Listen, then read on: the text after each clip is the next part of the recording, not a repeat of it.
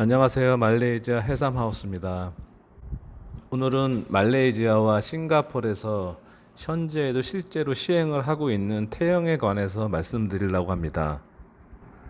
현재 우리나라에는 없지만 말레이시아와 싱가포르에서는 태형을 집행하고 있는데요. 태형 하면 가장 유명한 일화가 1994년 마이클 페이라는 미국 청소년이 싱가포르에서 남의 자동차나 공공기물을 파손하는 범죄를 저지르다가 잡혔습니다. 그래서 태형이 처해졌는데요. 이 사건이 왜 유명해졌냐면은 당시 미국 대통령이었던 빌 클린턴이 직접 리관유 총리에게 자비를 베풀어 달라고 탄원을 했습니다.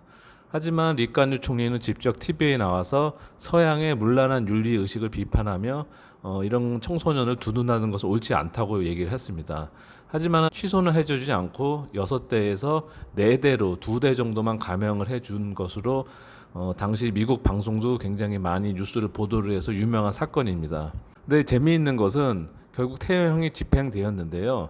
1994년 당시 미국 여론조사 결과 60%에서 70%가량이 리관유 총리를 지지하고 클린턴 대통령이 괜히 쓸데없이 나라 망신을 시켰다고 미국 국민들은 비난을 했다는 것입니다.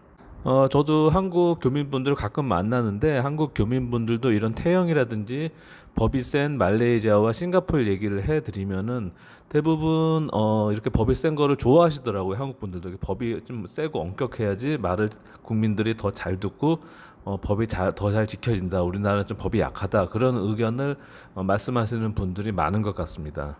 그리고 후반부에는 제가 말레이시아 실제 태형을 집행하는 장면을 보여드리도록 하겠습니다. 우선 말레이시아 태형 제도에 대해서 제가 설명을 해드리겠습니다. 첫 번째는 일반 법원에서 선고되는 태형이고 다른 하나는 이슬람 율법인 샤리아에 의한 태형이 있습니다. 일반 법원에서 선고되는 태형은 싱가포르와 거의 유사합니다. 여자이거나 50세 이상의 사람에게는 집행하지 않고요. 최대 24대까지 후리치는 점도 똑같습니다. 형틀의 모양이 싱가포르와 약간 다르고 회초리가 싱가포르보다 약간 짧다고는 하는데 맞았을 때 위력은 싱가포르와 별 차이가 없을 듯합니다. 말레이시아 태형 집행은 일정한 자격을 갖춘 교도관이 하는데 한 대 때릴 때마다 약 10링깃, 한국 돈으로 한 3,000원 정도의 수당을 받는다고 합니다. 만약 형 집행에 입회한 의사가 형 집행이 부적절하다고 진단할 경우 남은 매의 대수만큼 교도소에 수감이 되는데 보통 태형 한 대에 5개월에서 6개월을 더 추가를 한다고 합니다. 어쨌든 이렇게 무시무시한 태형 집행은 우리 같은 외국인에게도 얄짤이 없으니 싱가포르나 말레이시아 여행할 때는 항상 조심을 하셔야겠습니다. 싱가포르 경우 사기, 부정부패, 절도, 인질 납치, 유괴, 강도, 마약, 폭동, 성폭력, 불법 무기 소지자의 경우 태형에 처해질 수 있으며 특히 강간이나 마약, 부녀자 폭행은 무조건 태형에 처해지게 됩니다. 다만 여성이나 사형수, 50세 이상인 사람, 그리고 의학적으로 태형 집행에 적합하지 않는 자는 제외됩니다. 태형 집행의 특징은 미리 알려주지 않고 불시에 시행을 하여서 수용자의 불안감을 극대화합니다.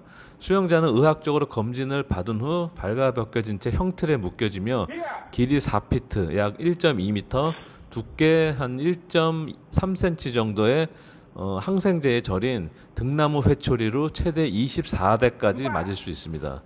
회초리 두께가 생각보다 가늘다고 우습게 보면 안 되는 게 무술 유단자인 집행관이 후려치기 때문입니다. 이 얇은 회초리에 힘이 집중이 되기 때문에 칼날처럼 살점을 파고들어서 지상 최대의 고통을 선사하는 회초리입니다. 한 대라도 맞으면 대부분 살점이랑 피가 터질 정도로 굉장히 고통스럽다고 합니다. 그리고 내장이나 생식기를 다치지 않을까 걱정하시는 분도 계신데요. 그런 부위에는 별도의 고안한 장치로 보호를 하기 때문에 고자가 되는 일은 없다고 합니다. 하지만 고통이 워낙 심해서 일종의 쇼크로 인해서 약 1년에서 2년간 발기부전을 앓는 경우도 있다고 합니다. 그렇기 때문에 이거는 사실인지 모르겠지만은 싱가포르 성범죄자가 재발률이 제일 낮다고 합니다. 이렇게 충격을 많이 받아서 그런 것 같아요. 그리고 치료를 받으면 약 일주일에서 한 달 정도가 걸리는데요. 그리고 엉덩이에 남은 흉터는 없어지지 않고 아쉽게도 평생 간다고 합니다. 전에는 싱가포르 같은 경우 사람이 직접 태형을 집행했는데요. 오래전에 이미 기계로 바뀌어져서 기계가 일정한 힘으로 가격을 하고 있습니다. 세계적으로 태형을 반대하는 논란은 많은데요. 아쉽게도 싱가포르 같은 경우는 태형 선고가 매년 늘어나는 추세에 있다고 합니다. 1987년도 602건의 태형이 선고되었으나 2007년도에는 무려 6,404건으로 20년 사이에 10배 이상 증가했습니다. 그중 약 95%가 실제 집행된다고 하니 인구 500만 명 남짓한 이 작은 싱가포르에서 하루에 평균 약 17명 정도가 이 무시무시한 매를 맞고 있습니다. 그리고 싱가포르 같은 경우는 구치소가 없고 교도소가 딱 하나밖에 없습니다. 그리고 이런 태형 같은 경우 말레이시아와 동일하게 외국인도 대상으로 가차가 없으니 항상 주의를 하셔야겠습니다.